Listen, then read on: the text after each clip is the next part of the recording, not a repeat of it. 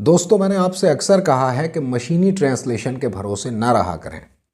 Machine कभी भी इंसान के जज्बात को नहीं समझ सकती है, उनके ईडियम को एक्सप्रेस नहीं कर सकती है। कई वीडियोस भी मैंने इस पर बनाई हैं जिस पर आपने एक इंटैक्ट सपोर्ट किया है, बड़ी ज़बरदस्त मदद की है आपने। तो कुछ सेंटेंसेस और मैं आपको दे रहा हूँ जो मैंने मशीन को ट्रांसलेट करने के लिए दिए और फाइनली मेरे हाथ क्या रिज़ल्ट आया ये देखिए। मैंने मशीन से कहा कि इट बीट्स मी, इसको ट्रांसलेट कीजिए। इट बीट्स मी का मतलब होता है मुझे समझ में नहीं आता है।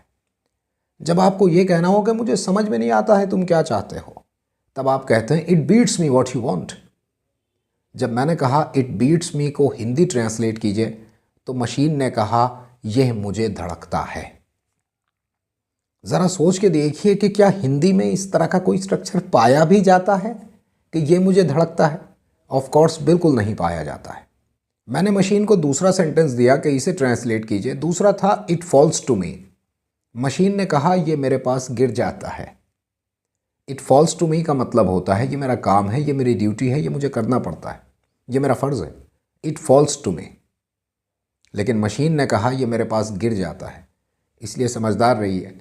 लेकिन समझदार होने से पहले तीसरा एग्जाम्पल और देख लीजिएगा। मैंने इसे एक और एक्सप्रेशन दिया, हिट डिफरेंट का मीनिंग बताइए हिंदी में। इसने हिंदी लिख के दी अलग अर्थ मारो। ज़रा सोचिए ये अलग अर्थ मारो क्या होता है। असल में ये जो मशीन ट्रांसलेट करती हैं ये सिर्फ वर्ड्स को ट्रांसलेट करती हैं। इडियम्स को ट्रांसलेट करना इनके लिए आसान नहीं होता, मेरे ख्याल से नामुमकिन होता है।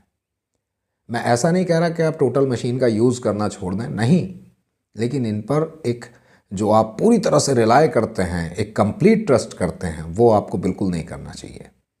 हिट डिफरेंट का मतलब होता है अलग मज़ा होना।